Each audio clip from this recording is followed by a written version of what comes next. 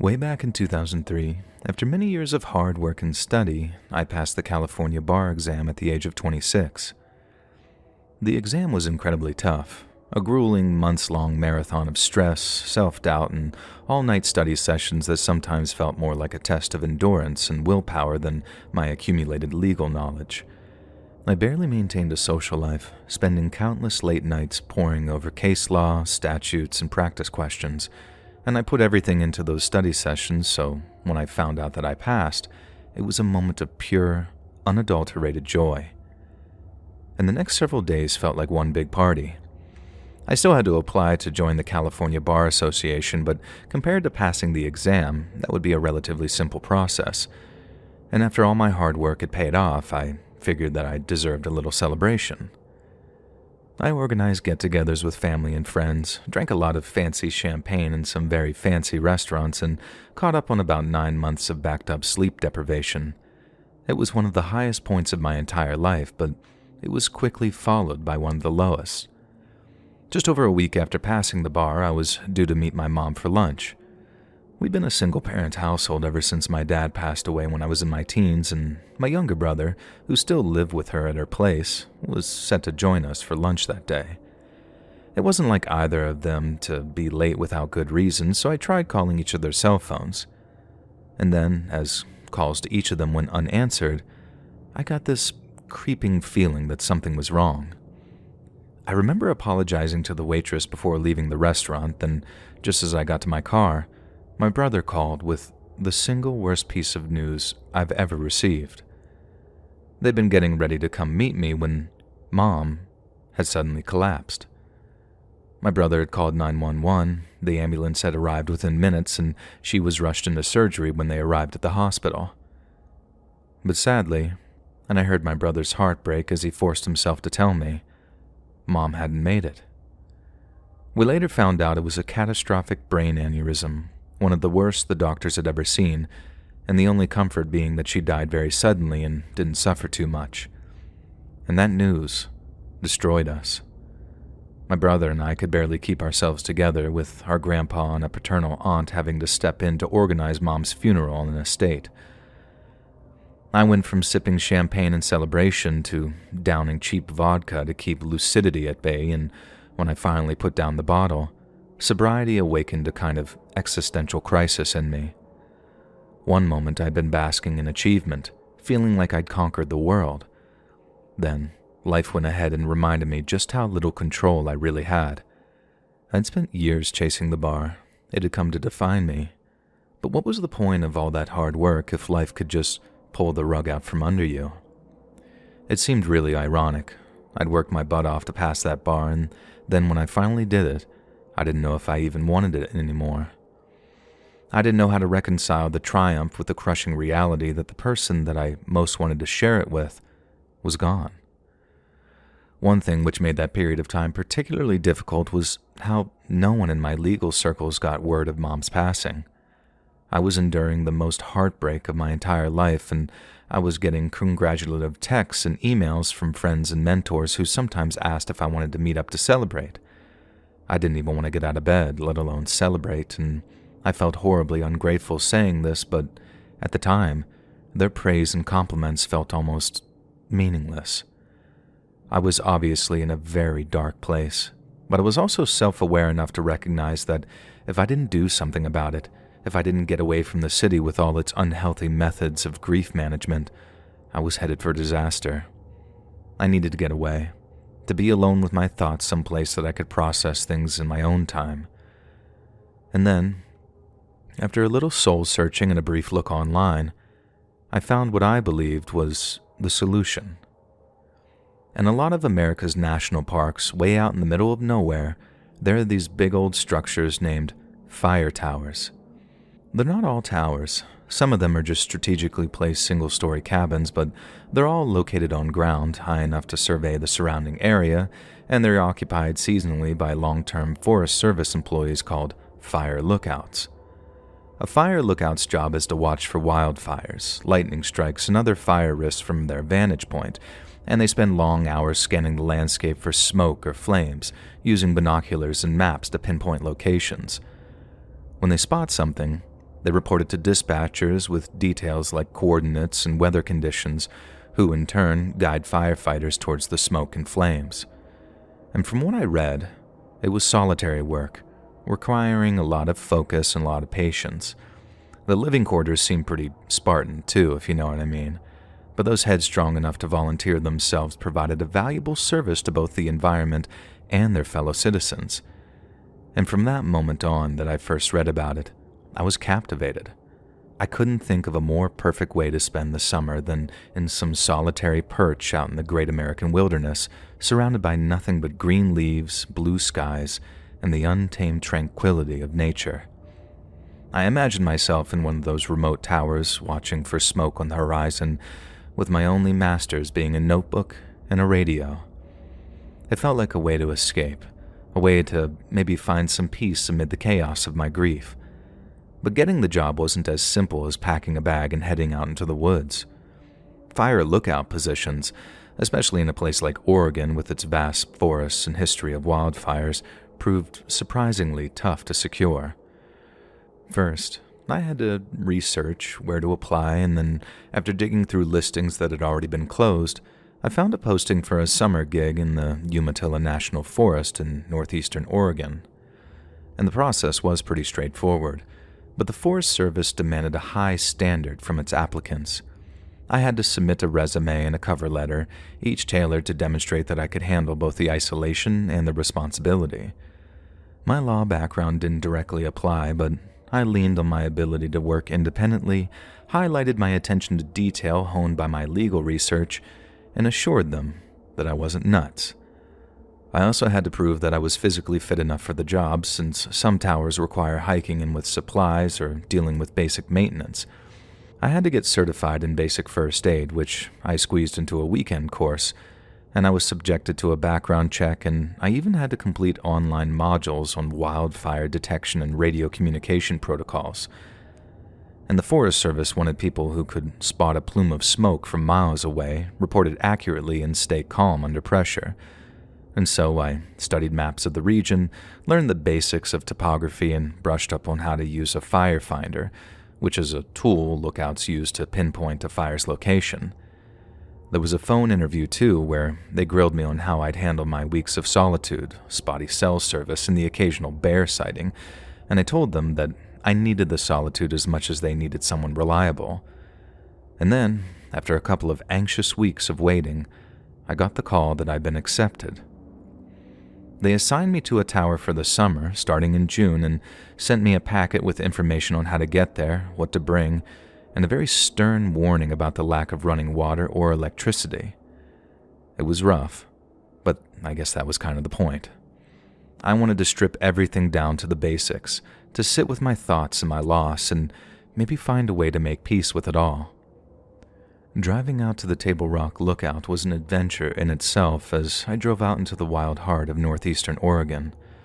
From Dayton, I took the North Touchy Road, the road climbing steadily with green rolling hills on either side as I cut through the Blue Mountains, and the air cooled as the elevation ticked up and the landscape opens into this sweeping view that stretched toward the horizon. And when I arrived, I parked at the base of the lookout.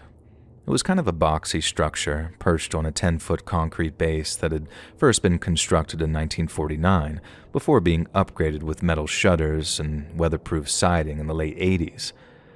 I saw the forest ranger that I was set to meet as I rolled in. It was an older guy in a green uniform with this very sun-weathered face who had driven up to give me the rundown. He walked me around the site while pointing out all the essentials. There was the outhouse, sort of modernized version with a chemical toilet, the propane stove, the radio for reporting smoke, and, most importantly, the Osborne firefinder. As we climbed the steps into the cab, a snug 14 by 14 living space with windows on all sides, the ranger took me through the daily log. He told me that I'd either get used to the quiet, or it'd drive me crazy. Then, with a smile and a handshake, he handed me the keys, wished me luck, and then took off the road in his truck. Daily life as a fire lookout settled into a quiet but steady rhythm, with mornings starting with coffee brewed on the propane stove. Then I'd step outside onto the catwalk, binoculars in hand, and scan the 360-degree panorama. West to the Columbia Basin, south to the snow-capped Wallowas, and on clearer days I could even see all the way into Idaho, to the Seven Devils about 80 miles east. As the morning progressed into the afternoon, I'd occupy myself by performing my duties and ensuring the cab and equipment were in good working order. But aside from that, it was a whole lot of nothing with just me, myself, and I. There were a lot of good upsides, the solitude, the sunsets, the ceiling of stars at night. But after a while, the challenges started to reveal themselves in earnest. The isolation proved as much a burden as it was a good. Going days without hearing another voice made my thoughts just loop endlessly, which sometimes made it feel like I was compounding my grief by depriving myself of those who actually understood. No running water meant hauling jugs up from my car, and the lack of electricity left me reliant on a battery-powered lantern during what proved to be some very spooky nights. The weather was a constant wild card, too. Lightning storms sometimes rolled through with this terrifying fury, with one threatening to spark a fire just over the ridge.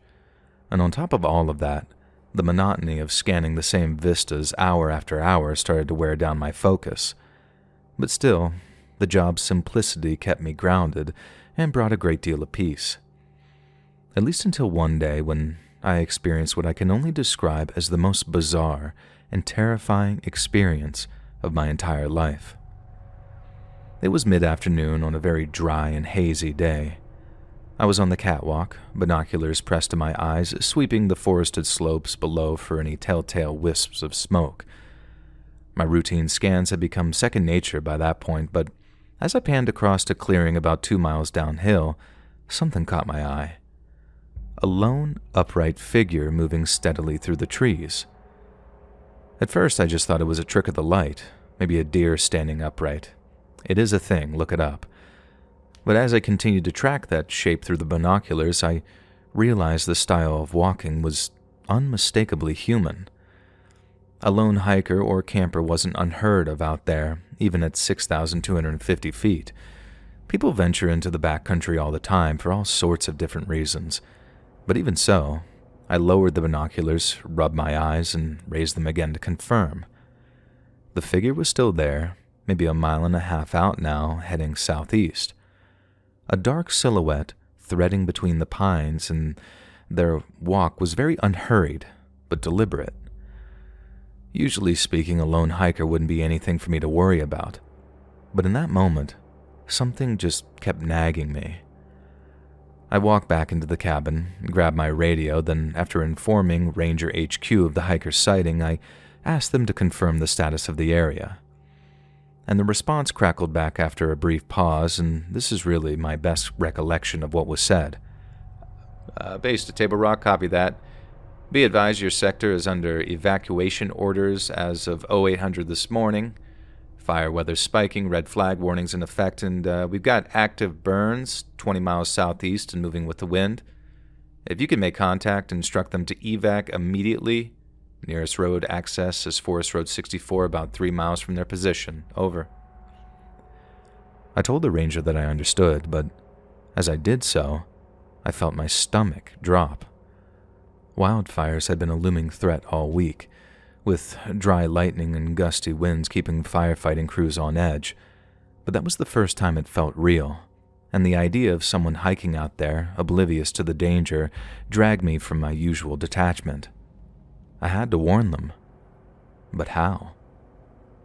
I swung the binoculars back towards that figure, and he was just a speck by then, but still visible weaving through a stand of pines. Yelling wouldn't really carry a mile and a half through the wind. I had no megaphone, and even if they were carrying a radio, I had no idea what frequency to reach them on. I grabbed the firefinder, aligned it with his position, and jotted the coordinates. I then bolted down the tower's steps to my car. I kept a whistle and an air horn in the glove box for emergencies, so once I was back on the catwalk, I blasted the air horn in 3 sharp bursts and then followed with a piercing blast from my whistle. Through the binoculars, I saw them pass. They'd heard it, and I started waving my arms wildly, uselessly shouting "evacuate" into the wind, and then fired off another trio of sharp bursts from that horn. The hiker hesitated, then shifted course slightly, angling westward, what I'd hoped would be Forest Road 64. I radioed HQ again, informed them that I'd made some noise contact, and updated them on the hiker's change in direction. But then, in order to ascertain if the hiker had safely made their way out of the area, I asked HQ if they could send a patrol to intercept them.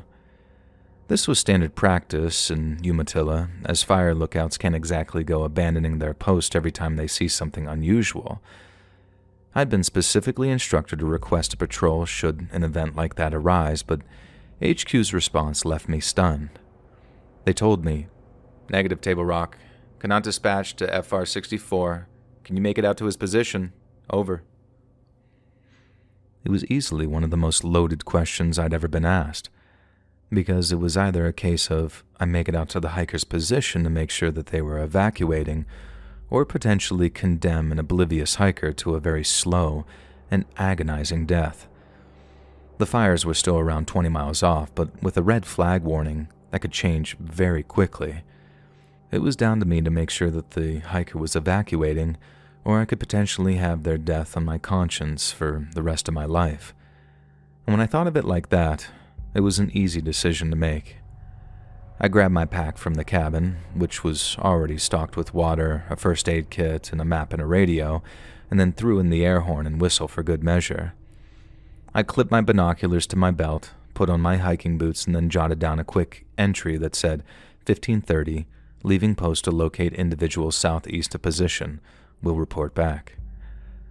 I locked the cab, took one last scan of the horizon, and then started down the steps, bypassing my car when I reached the bottom. The first half mile was drivable, but beyond that I'd be on foot anyway, and time in that situation mattered. I set off southeast on foot, following the bearing that I'd locked in with the firefinder. The descent was steep at first, with a plateau dropping into a slope of loose rock that crunched and shifted precariously under my feet. Where I could, I stuck to game trails that I'd explored previously, weaving through clumps of brush as the wind carried a faint heat that made my skin prickle. I brought the binoculars up to my eyes every so often, scanning ahead for movement, but the forest was very dense out there, and without my vantage point, visibility was patchy at best. And after about 15 to 20 minutes of speed hiking, I hit a shallow draw, the terrain leveling off into a mix of open meadows and dense timber.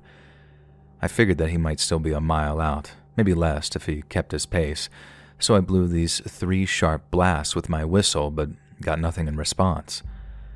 And I pushed on, following the draw southeast by hiking along the dry creek bed littered with rocks. My boots sank into pine needles as sweat beaded down my forehead, and every few hundred yards, I stopped to scan with the binoculars, glassing the ridge lines and gaps in the trees. And at one point, a mule deer bolted from a thicket, which scared me a lot more than I'd care to admit. And almost as a way of steadying myself, I radioed HQ to let them know that I was en route, but hadn't made contact yet. They acknowledged and urged me to stay safe, and then I went. After maybe 30 minutes of relentlessly powering through the woods, I crested a low rise and caught a flicker of motion through a stand of lodgepole pines, maybe 300 yards out. It was the hiker.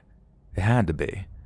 This lanky figure in what looked like a camouflaged hunting shirt, trudging along with his head down like he had no clue that he was headed toward disaster.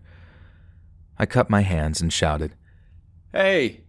Evacuation order! You gotta get out of here!" The wind dampened my voice, but he heard me, and although he stopped and turned for a second or two, he simply turned around and just carried on walking through the woods. I just cursed under my breath and then started to close the gap, jogging where the ground allowed me to until I was certain that I was within earshot. "Hey!" I called again breathlessly. "This area's being evacuated! Wildfires! You gotta head west for Forest Road 64, now!" I was about 50 yards away from him by then, and once again he stopped but didn't turn. I expected a hiker, a camper, someone ordinary. But what I saw clawed at the edges of my sanity, and even now, I honestly don't know if it was real or if the combination of grief and isolation had finally caused something inside of me to snap. The man didn't look like a hiker. In fact, he looked very, very sick. As my jaw dropped and my eyes widened into what must have been huge horrified circles, I realized the man was bare-chested. The reason it looked like he was wearing camouflage was because his skin was a mess of thick, dark scabs and bulging, glistening boils that seeped green-yellow pus. And his torso heaved with each breath, these sores pulsing as his chest rose and fell, and as I looked at him, all I could do was freeze, dead in my tracks. Was my mind playing tricks on me? Had that grief and solitude and the endless hours staring off into the unchanging horizon worn down my mind? Or was that nightmarish sight standing before me actually real? I remember asking if he needed medical attention and mentioned that I had a first aid kit with me, but my overarching memory of that exchange was hearing my own voice just cracking with fear. I was on the verge of being overwhelmed with shock and confusion, but the man didn't flinch. He just stood there with his back to me, head slightly cocked like he was listening to me. And as he stayed quiet, I felt a cold sweat forming on my neck, and I remember muttering, "Is this real?" to myself. But the details were too sharp, too vivid for my mind. If it was a hallucination, then I had no idea that they could feel that lucid. And I remember being gripped by this combination of terror and confusion as the man turned. The skin on his face, chest, and bald head was identical to that on his back. All these boils and scabs that looked incredibly painful. And then he just looks at me and kind of smiles. And his smile wasn't threatening, but it was deeply disturbing all the same, and even from 15 to 20 feet away, I could see that his teeth were missing. And yet, despite the terror clawing up my spine and this revulsion in my gut, despite being completely convinced that I was suffering some kind of sudden and severe mental illness, all I sort of felt was peace. It was like an odd, out-of-body experience or something. I knew what was happening was all wrong. I knew that I should be terrified. But all I could feel rising up in my chest was the sensation of bright, bubbling joy. Like I'd found out that no matter what was going to happen in my life, everything was going to be okay. I felt myself begin to smile, and as I did, the man's smile widened and let out a short but unmistakable chuckle. I suddenly felt as if I wanted to laugh, to double over and cackle, even as my mind screamed at me not to. It was like I'd lost control of myself. I couldn't move. I couldn't speak. All I could do was feel while staring back into the man's small black eyes. I was convinced I'd lost my mind, that the internal monologue that went through my head in those moments were the last sane thoughts I'd ever have. And then just when things seemed like they couldn't get any stranger, they did. The boiled-covered man opened his mouth and a whisper slipped out. It was too faint to catch, little more than a hiss beneath the wind, but then somehow his words came out of my mouth. "Go home," we said together. The words weren't mine. I hadn't thought them, hadn't meant them, but I said them. Yet before I could really think about what had just happened, I was turning around and walking away, back in the direction of that lookout tower without ever once turning around to look back at that man. I didn't want to leave him there. I didn't want to stop staring at this impossibility. But at the same time, I couldn't stop myself from walking away, and nor did I want to. And my head was spinning the whole way back.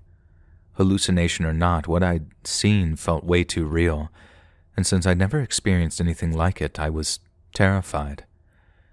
It's difficult to describe, but it was like the strange sense of involuntary joy that I felt still lingered, and I only felt truly in control of myself again when I climbed the tower's steps, hands shaking as I locked myself in the cabin. Through the windows, I scanned the forest, half expecting to see the boil-covered man lumbering up the stairs after me, but there was nothing but trees. I grabbed the radio, thumb hovering as I began wondering if the man had been there at all, or if I'd whispered "go home" to no one but myself. Following my encounter, or whatever the hell it was, I couldn't shake the feeling of unease that settled over me. And for almost 2 months, the cab had been my refuge, my home. But after the events of that day, I felt trapped. I spent the night awake, jumping at every creak of the cab, peering out the windows into the dark, half convinced that I'd see that boil-covered man climbing the steps. And by morning, the forest was still, but I couldn't trust what I saw anymore. And if I couldn't trust myself, I knew I had to get out of there. I grabbed the radio, steadying myself as I thumbed the transmit button. Then I just told them the truth. I told them that on mental health grounds I was no longer fit to continue the season. Then when they asked for more specifics, I told them that I thought I'd been seeing things. There was a pause, long enough that I wondered if the signal had dropped. Then the ranger's supervisor got on the line and asked what I meant by seeing things. And again, I was just 100% honest with them. I told them exactly what had happened with the boil-covered man, that the experience had left me extremely shaken, and that I believed that I needed to seek treatment as soon as possible. There was another pause, and then I heard the supervisor's voice soften through the static. And he told me they took that kind of thing very seriously. The only issue was they were stretched too thin to get me a replacement immediately. The supervisor asked if I could last another 24 hours while they found another lookout, and when I said yes, he told me to hang in there, and then ended the transmission. I tried to stick to the routine for one last day, scanning the horizon, logging weather, sipping water to stay sharp, but every shadow in those trees made my pulse spike. Headquarters checked in on me every so often, so I kept the radio close, but that night I avoided the catwalk, afraid of what I might see below. Sleep came in spurts, and I was jolted awake by strange dreams. And then, first thing in the morning, the call came. "Table Rock, this is Ranger HQ. We got a replacement. They'll be over this morning. You're good to clear out after handover. Over." And relief hit me like a wave, though it was tinged with this sharp sense of unease. If what I'd experienced was indeed a hallucination, suffering another while on the drive home could probably be fatal. See something in the middle of the freeway, swerve to avoid something that's not even there, and that might be the end of me. The thought was still on my mind a few hours later when I spotted a Forest Service truck in the distance kicking up dust as it rumbled down the forest road. My replacement was a ranger in her 40s, all business with a clipboard and a nod. I walked her through the cab, then, as I handed over the keys, I felt my hands shaking. The ranger asked if I was okay, and I just told her that it had been a rough stretch, and she chose not to press any further. After the handover, I grabbed my pack, took one last look at the tower, and then climbed into the car. I didn't glance in the rearview as I drove away. I just wanted to be gone. And about a week later, I was sat in a psychiatrist's office, staring at the beige carpet with hands clenched in my lap, mentally rehearsing what I was even going to say. And then when it was time, I told the doctor everything, from my mom's death to what I'd seen in the woods. She listened and jotted notes on a pad. And then after confirming that I'd been clean and sober during my time as a lookout, she told me what I'd experienced sounded a lot like a stress-induced hallucination, which apparently are surprisingly common following a sudden loss like that. She said my brain was misfiring, turning guilt and sadness into something I could see, and she then asked if I blamed myself for my mom's death. I didn't answer right away. I hadn't been there when it happened, and that ate at me. Towards the end of the appointment, the doctor suggested a brief course of medication, something for anxiety and sleep, and therapy to process the grief.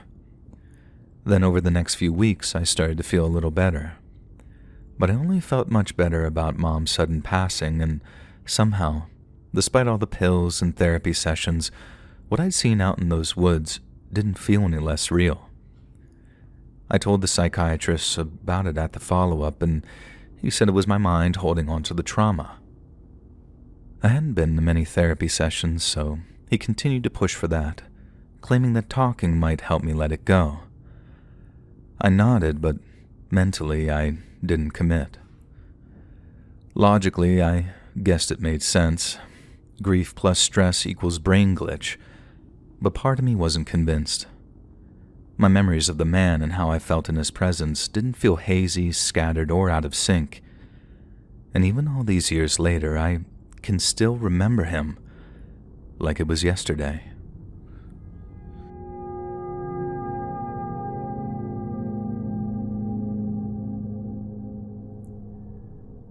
I've been a forest ranger for 8 years now, and for the past 5 summers, I've been stationed at a fire lookout in the Pacific Northwest. Most folks at HQ just call me the loner, with a good-natured chuckle. You see, I'm a single man, always have been, and I reckon I always will be. There's a certain freedom in that, a kind of simplicity that I've learned to enjoy. Summers up in my lookout tower are where I feel most at peace, surrounded by nothing but the endless sweep of pines and fir stretching out beneath me. And the tower is my weathered wooden perch, perched high on a rocky ridge with a wraparound deck and windows that give me a complete view of the surrounding forest. It's just me up there, with nothing but my stack of dog-eared paperbacks, some beat-up coffee pot, and the soft crackle of my radio that I use to communicate. I really don't mind the solitude. In many ways, I like it. You just can't find peace like that anywhere else. The way the wind whispers through the trees and the way the sun paints the sky with orange and purple as it sets, it's tranquil, almost sacred to me. And out there, I'm not just an observer. I'm a part of nature. And it really does make you a poet out there with only your mind to think. But there was one summer a few years back when something really shook me to my core. An incident that I'll carry with me until the day that I die. It started like any other season. In early June, I hauled my gear up in the winding trail to the tower. Canned goods, a few fresh shirts, my rifle, and a journal that I sometimes scribble in when the mood strikes me. The forest was alive with chickadees jumping between branches, along with the chatter of squirrels and the occasional thud of a pine cone hitting the ground. I settled into my routine, spending mornings at the desk, scanning the horizon for smoke, while just logging wind speeds and temperatures for the daily report. And for the first few weeks it was paradise, same as always. Then, about a month in, something changed. I couldn't pinpoint it at first, it was more a feeling than anything concrete. I'd be out on the deck, sipping my coffee, and then suddenly, the hairs on the back of my neck would start prickling. The woods got quiet, too, almost unnaturally. No bird song, no rustling of leaves, just this sort of eerie stillness. I've been around long enough to know that the forest has its moods, but this felt way different, and I started to think that there might be a mountain lion in the area, possibly. There are ghosts out there, silent, solitary, and damn near invisible until they want you to see them. I'd found signs of one not too far from the tower a week earlier, a pile of scat and some claw marks gouged into a cedar trunk. So anytime I left the tower, whether to check the rain gauge or haul water from the creek, I slung my old Winchester bolt action over my shoulder. Nothing fancy, but she was reliable. That uneasy feeling, though, dragged on for weeks. I'd wake up in the middle of the night convinced that I'd heard something.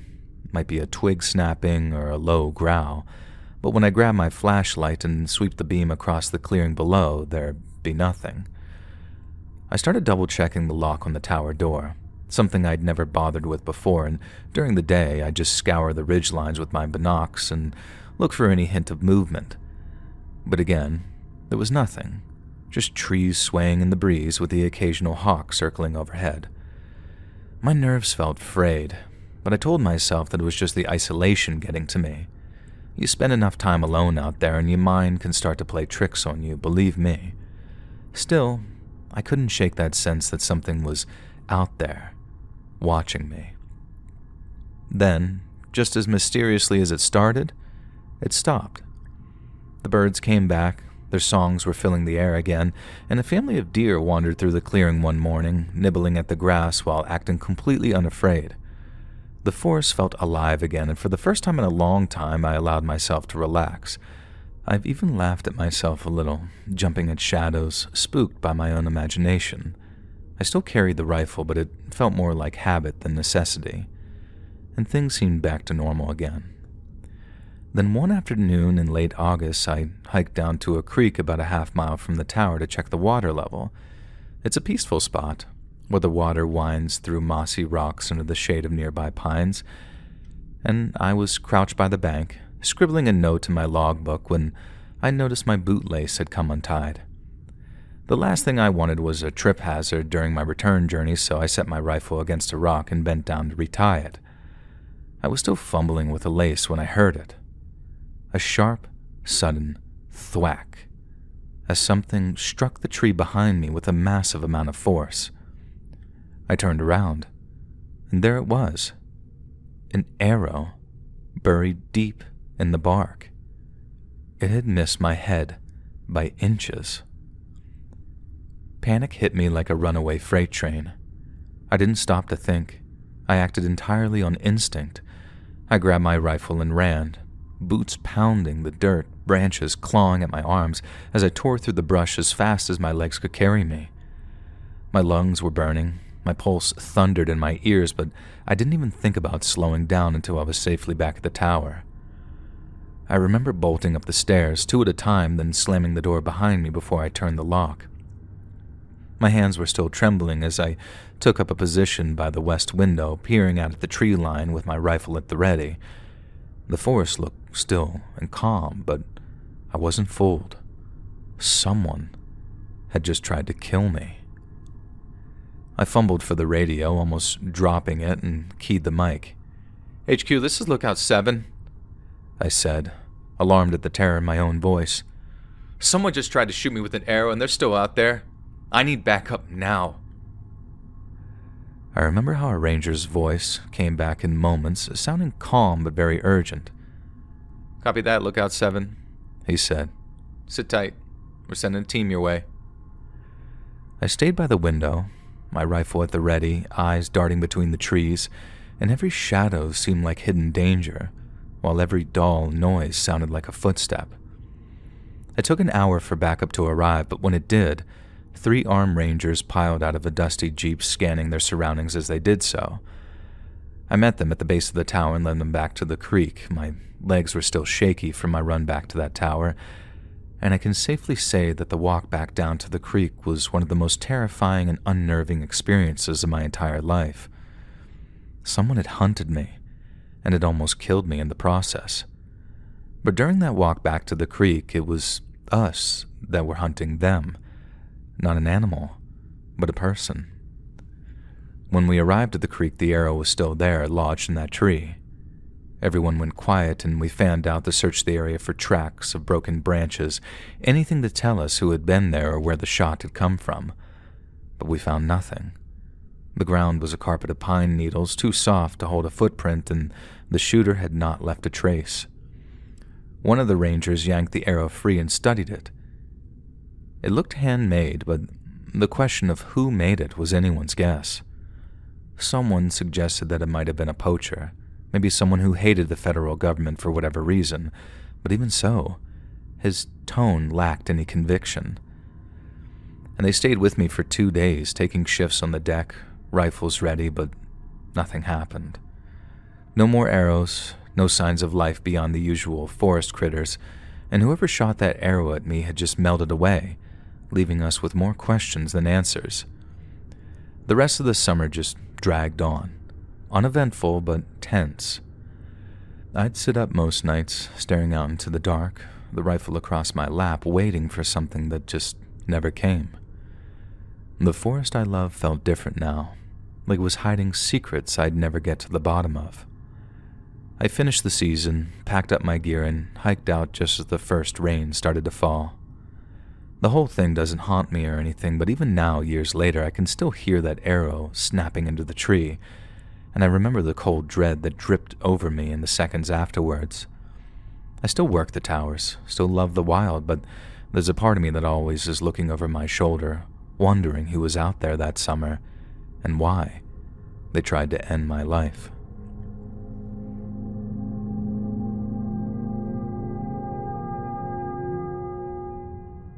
I'd been a forest ranger for about 6 years when everything with Ted happened. It was summer of 1997, and I was still pretty green compared to him. Ted was the guy everyone looked up to.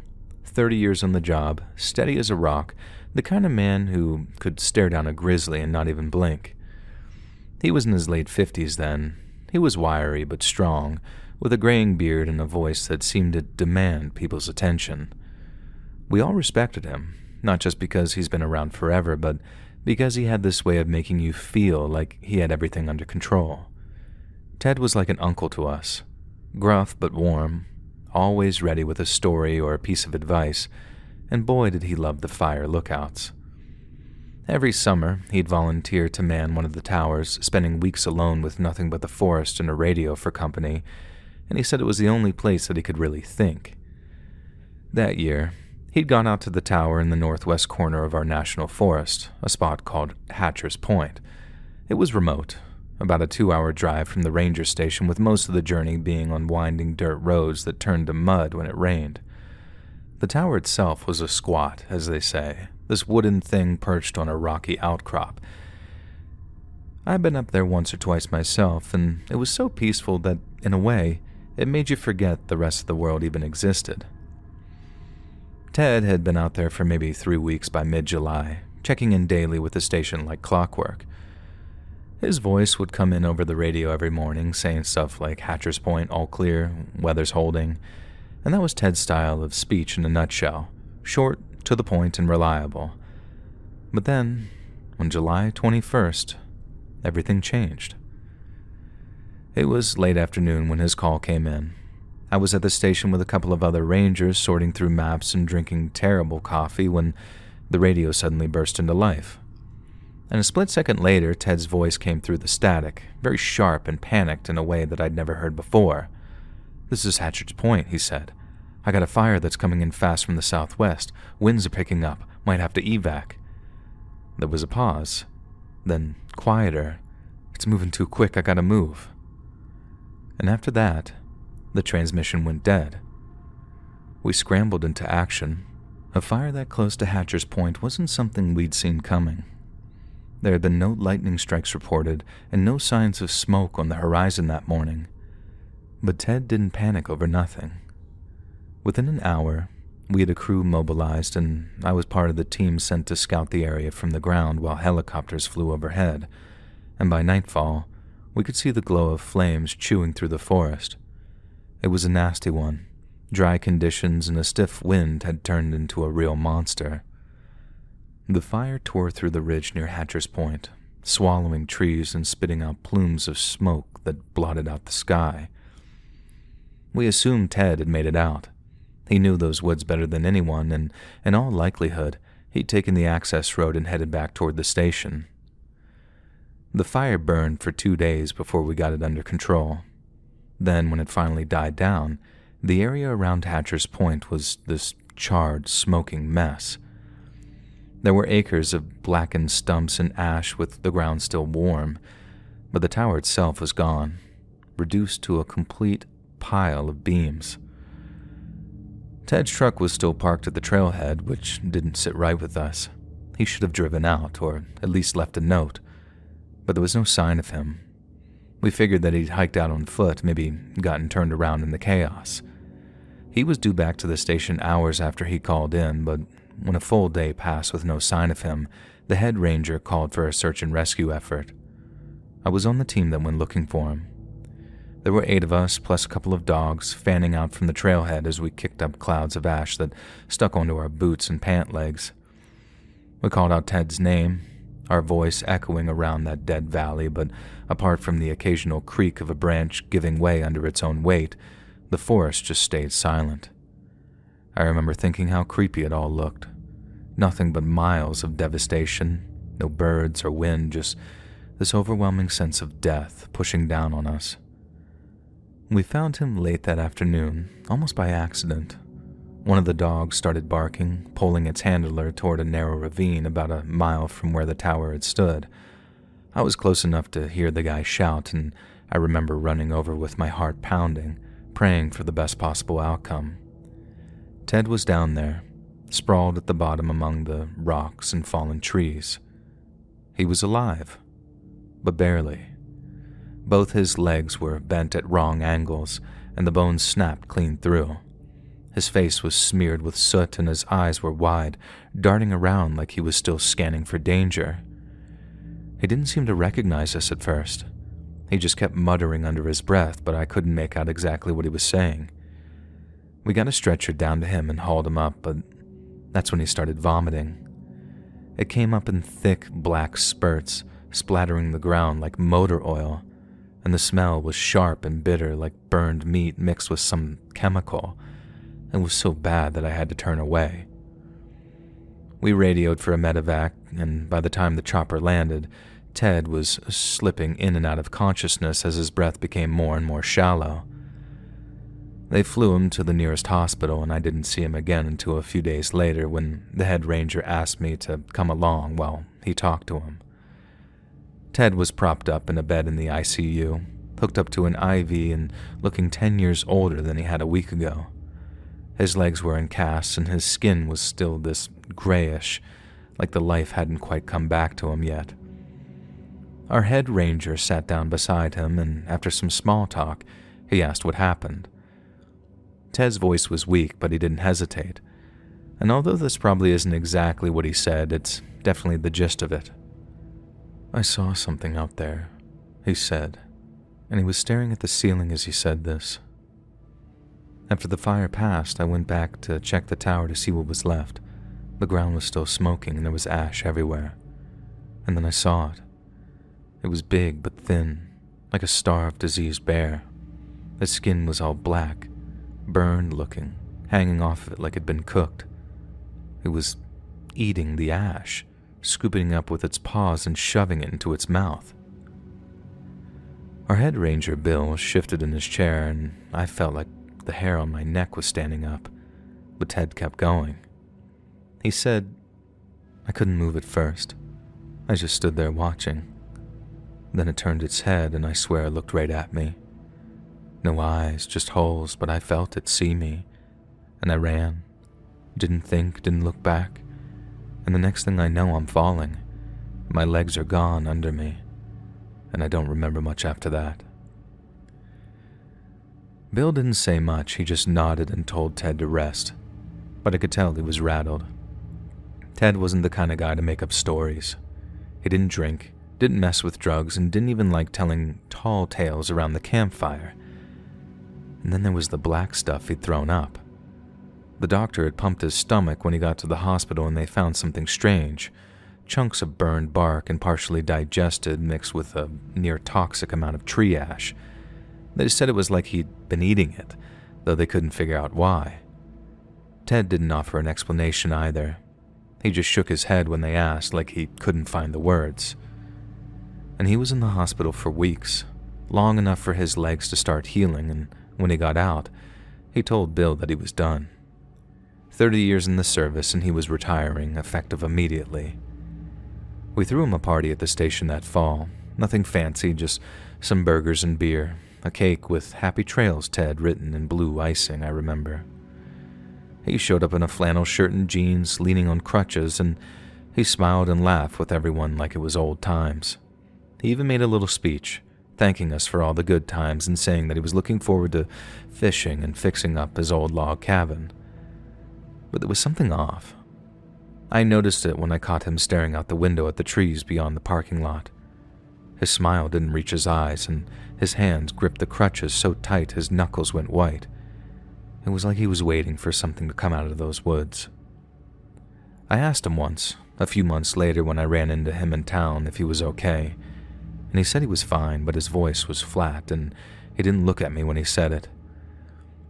Ted moved out to that cabin of his about an hour from the forest boundary and kept to himself.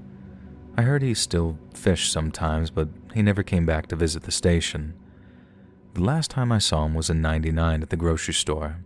He was thinner, his beard gone white, and he moved slowly, like every step hurt more than just his legs. We talked for a minute, and he seemed cheerful enough. He asked about the crew, told me that he'd caught a big trout the week before, but when I mentioned Hatcher's Point in an offhand comment, his face changed. His jaw tightened and he looked past me, out the store window toward the mountains. Then, quiet enough that I almost missed it, he told me, "Don't go up there." Then he turned and sort of hobbled off down the aisle. I never found out what he really saw that day. Maybe it was fire, the smoke, the pain messing with his head, and maybe he ate the ash out of delirium, some kind of survival instinct gone wrong.